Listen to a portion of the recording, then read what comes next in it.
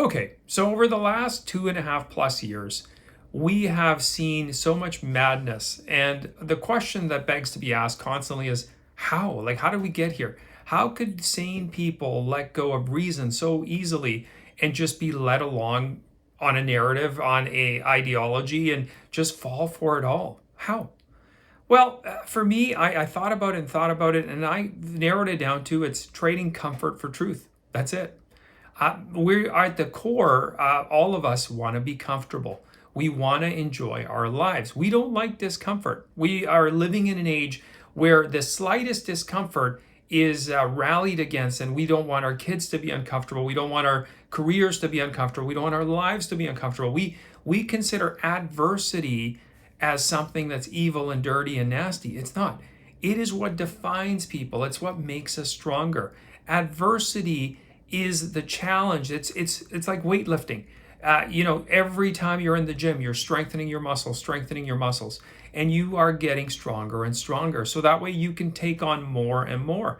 But we are in a time and age where we want to encourage people to take on less and less and less.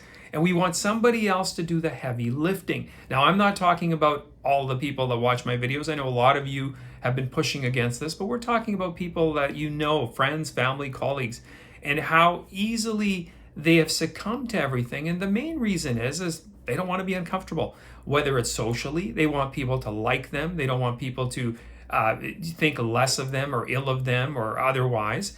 It could be financially. I don't walk in everybody's shoes. I know for some people, it was very hard to not go along with mandates or whatever else. They had family and mouths to feed. I get that. For some people, it just is the idea of conformity. They don't like to be the odd person out.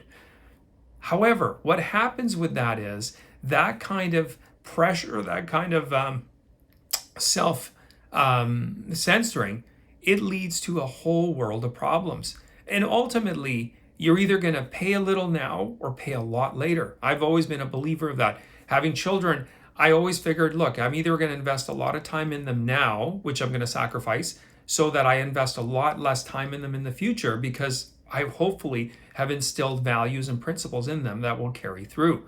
This fight is no different. We are either going to dig in now and push and try to turn this thing around, or we're going to go back to our comfort because we're like, well, hey, the mandates are essentially off. Even though that's not true, there's a lot of things still prevailing.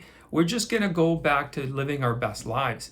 And what happens with that is back to that frog in the pot. The temperature is going to get turned up, and there'll be new things constantly coming. And by the time we respond to it, it's going to be too late.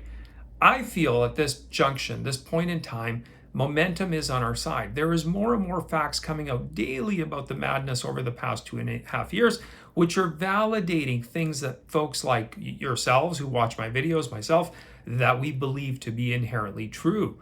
So this is the time that we want to double down and push even harder. How can you do that? Well, in Canada, in a lot of places, we have municipal elections coming up. In the US, they've got midterms in November.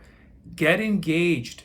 Get involved with the people who are brave enough, who put up their hands and said, hey, I'm running. Support these people. Now, you can do it in a myriad of ways. You can support them financially. You can, the two things that are hardest to give up are time and money. If you don't have a lot of money, give them your time. Go canvassing, go door to door. If they have leaflets, flyers, put them out. Mention them on your social media posts. Whatever it takes, we need to expose the people that are running, that are rational and sane, to the rest of society, so they realize there is an alternative out there. That is what we all have to do. Now, supporting some of these people, yeah, no doubt you're going to be unpopular. People are going to might be say you're crazy, you're with this right-wing extremist group, or whatever they may deem them to be. Well, that's it, folks. We're going to have to, like I said, get a little uncomfortable. It's going to get hot in the kitchen for a while. But we are doing it for the next generation. We're doing it for our kids. We have a responsibility. Most of us that are over 50 were given a nation that we're living in, paid for, sacrificed by others who paid a heavy price for it, whether through blood, sweat, or tears. What have we done with that inheritance we've been given? Have we squandered it? We have a responsibility, and we must get engaged in the process. Now, I'm not saying that you willy-nilly support anybody that's running. Do your research. Make sure that the candidates you're supporting share your principles. Do a little bit of background. Look at their social media. Look at whatever they've got. Have a conversation with them. You want to be supporting people that are like-minded and rational, not crazy people. Absolutely not. We know we can affect a change. I have met over the last few months brave people that are running for school board, council, everything else.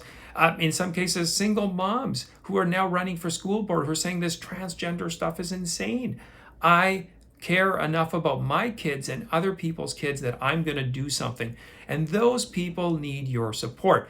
They're willing to get really uncomfortable. They're asking you to just get a little uncomfortable. So step in, folks. We know we can. This is our chance. If we trade comfort for truth now, we're going to be even in a bigger mess later. Momentum is on our side. We need to keep pushing. Hold true to truth. It will not betray you in the long run. Anyway, thanks for watching. I do appreciate it. Please post any comments you have in the comment section. You can also follow me on my Rumble, on my Locals account, and I will see you next time.